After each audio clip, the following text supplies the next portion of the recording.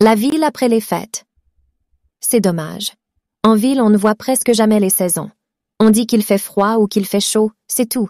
Mais on ne peut pas réellement dire c'est le printemps, l'automne, l'été ou l'hiver. Nous étions en janvier et les vacances étaient terminées. Des hommes avaient déraciné les sapins de Noël au carrefour, ôté les lampions multicolores qui coiffèrent les rues. Le manège de la grande place avait été démonté. Les vitrines des magasins s'étaient dégarnies de leurs attraits décoratifs. Les piétons n'avaient plus de paquets cadeaux au bras et les automobilistes avaient recommencé leur course contre la montre, nerveux, bruyants avec leurs klaxons, coincés pare-choc contre pare-choc dans les bouchons. Leur rythme cardiaque était à nouveau réglé au rythme des feux rouges et des feux verts au carrefour. Dans les yeux des enfants ne brillaient plus des rêves arc-en-ciel. Leçons et devoirs d'école occupèrent leurs esprits. Les parents avaient commencé les régimes amaigrissants pour éliminer les excès d'alimentation. La fête avait rangé sa parure. La ville avait revêtu son costume de ville, gris, pour aller au travail, recommencer le train-train quotidien. La ville après les fêtes. C'est dommage. En ville, on ne voit presque jamais les saisons. On dit qu'il fait froid ou qu'il fait chaud, c'est tout. Mais on ne peut pas réellement dire c'est le printemps, l'automne, l'été ou l'hiver. Nous étions en janvier et les vacances étaient terminées. Des hommes avaient déraciné les sapins de Noël au carrefour, ôté les lampions multicolores qui coiffèrent les rues. Le manège de la grande place avait été démonté. Les vitrines des magasins s'étaient dégarnies de leurs attraits décoratifs. Les piétons n'avaient plus de paquets cadeaux au bras et les automobilistes avaient recommencé leur course contre la montre, nerveux, bruyants avec leurs klaxons, coincés pare-choc contre pare-choc dans les bouchons. Leur rythme cardiaque était à nouveau réglé au rythme des feux rouges et des feux verts au carrefour. Dans les yeux des enfants ne brillaient plus des rêves arc-en-ciel. Leçons et devoirs d'école occupèrent leurs esprits. Les parents avaient commencé les régimes amaigrissants pour éliminer les excès d'alimentation. La fête avait rangé sa parure. La ville avait revêtu son costume de ville, gris, pour aller au travail, recommencer le train-train quotidien.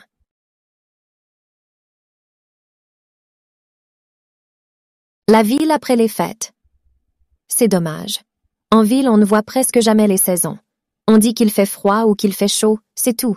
Mais on ne peut pas réellement dire c'est le printemps, l'automne, l'été ou l'hiver. Nous étions en janvier et les vacances étaient terminées. Des hommes avaient déraciné les sapins de Noël au carrefour, ôté les lampions multicolores qui coiffèrent les rues. Le manège de la grande place avait été démonté. Les vitrines des magasins s'étaient dégarnies de leurs attraits décoratifs.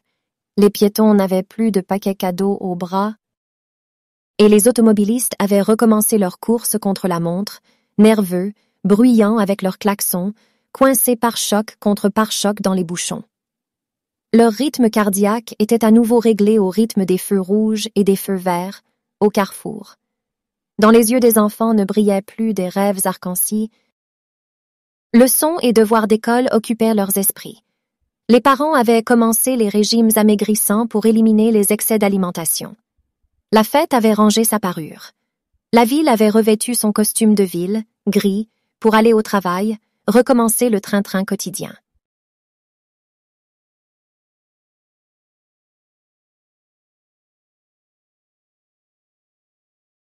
La ville après les fêtes.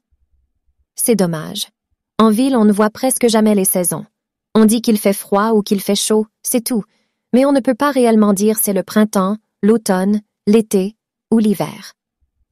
Nous étions en janvier et les vacances étaient terminées.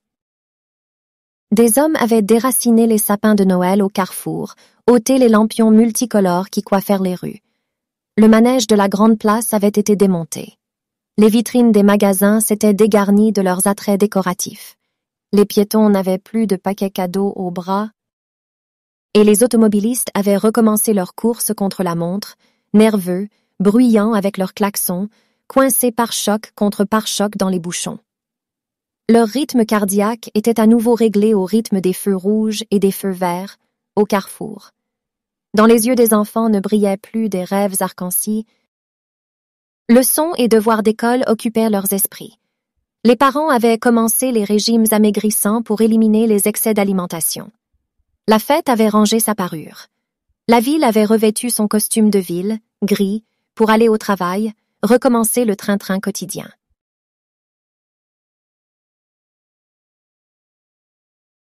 Écoute l'histoire une première fois.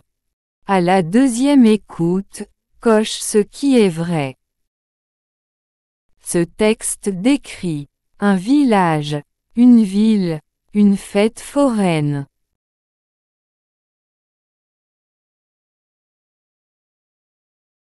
Le texte décrit un lieu. Au printemps, en été, en hiver.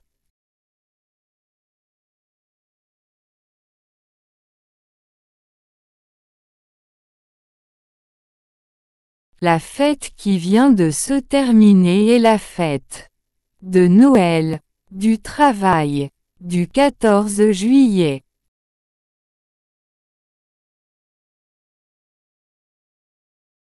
Écoute l'histoire une autre fois, dis si c'est vrai ou faux. Dans cette ville, on ne sent pas le passage d'une saison à l'autre. Pendant la fête, les rues sont coiffées de lampions multicolores. Après la fête, on voit encore les vitrines des magasins bien décorées. Pour la fête, on installe des sapins au carrefour.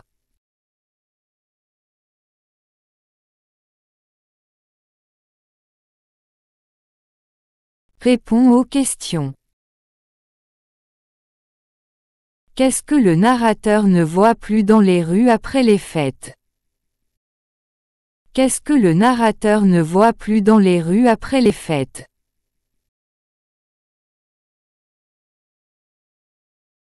Comment sont les automobilistes dans les rues?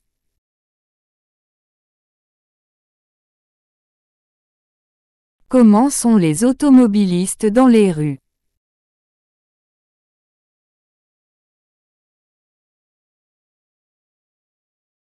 Est-ce que le narrateur te semble heureux? Justifie ta réponse.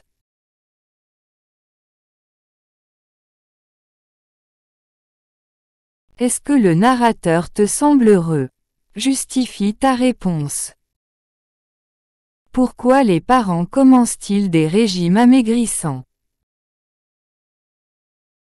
Pourquoi les parents commencent-ils des régimes amaigrissants?